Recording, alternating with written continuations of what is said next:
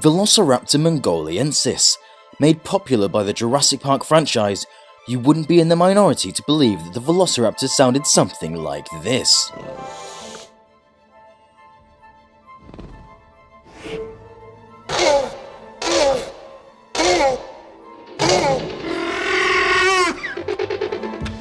This sound has terrified moviegoers for decades. There's no other sound quite like it, created by modifying the sound of a goose, horse, and tortoise's mating.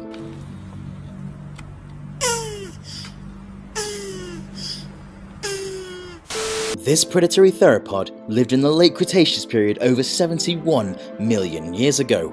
It was first discovered in Mongolia, East Asia, on 11th of August 1923 by Peter Kaizen, who stumbled across a crushed skull and toe claw at the dig site in the Gobi Desert. The Velociraptor has become synonymous for being the 6-foot-tall, highly intelligent pack-hunting killing machine. But is this really what it was? To understand how this creature would have sounded like, you must first understand how the creature functioned as an animal. A lot of people grew up knowing the Velociraptor from the Jurassic Park movies, but I'm sorry to say, that animal is completely fictional. In reality, the Velociraptor mongoliensis was approximately half a meter tall, measuring around 2 meters in length, and weighed up to 33 pounds, and was also covered in feathers. It was still an incredibly vicious creature, using its 3.5-inch sickle claw to penetrate the jugular vein or windpipe during combat. When thinking about what dinosaurs would have sounded like, you also have to consider when it would need to make the sound and why it would need to make a sound. Now, as pack hunting of velociraptors has been popularized thanks to Jurassic Park, would it have needed to call out to other raptors? While the theory that it was a pack hunter has also been called into question, as forming packs is an incredibly complex social behavior that's not common in dinosaurs. However, various dromaeosaur fossils and footprints have been found in close proximity of each other, indicating they would have indeed formed groups. Though unlike wolves, they wouldn't have formed close bonds, and instead would have formed packs during certain situations to gain strength in either attacking large prey or to scavenge. There's another reptile currently around that also uses similar tactics, the Komodo dragon. This animal is mainly an independent hunter, being able to take down victims 10 times its own body weight. However, they can be found teaming up with other dragons in order to take down large or wounded prey. From this, we get a good idea on how the velociraptors would have communicated. So with this taken into consideration, what did the velociraptor really sound like?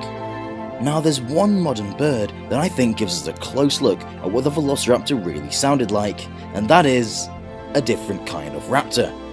The Steller's sea eagle is a 20-pound modern-day bird, the heaviest eagle in the world, with a wingspan of up to 8.5 feet, commonly being found in Siberia, Russia.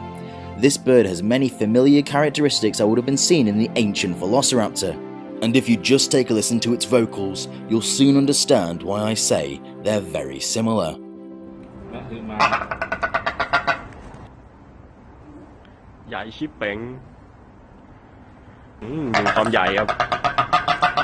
Both the Steller sea eagle and the velociraptor have very similar skull structures with ear canals that resonate in similar frequencies, which means they both had very close ranges of auditory perception.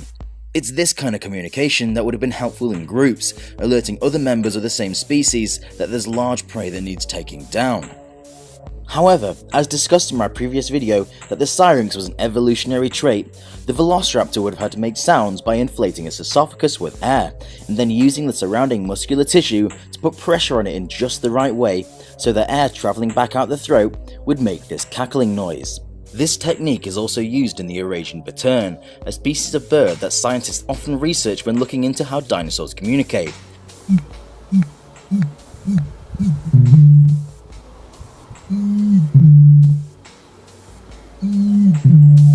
So with this knowledge, I've created a rough idea on how the velociraptor may have communicated, using the Steller sea eagle as a basis for how velociraptor may have communicated with other raptors, whilst beefing up the audio just slightly to make it the same scale as a velociraptor, but also including the inhaling audio from the Eurasian bittern.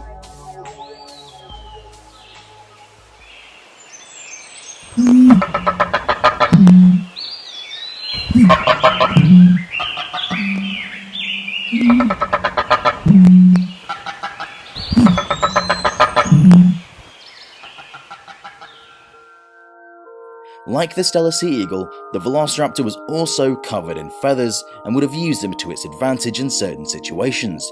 So, even though it wouldn't have had quite the range of communication like modern day birds due to the lack of a syrinx, it would have been able to fluff up its feathers in order to present to other dinosaurs whether it was angry, ready for mating, happy, or hungry.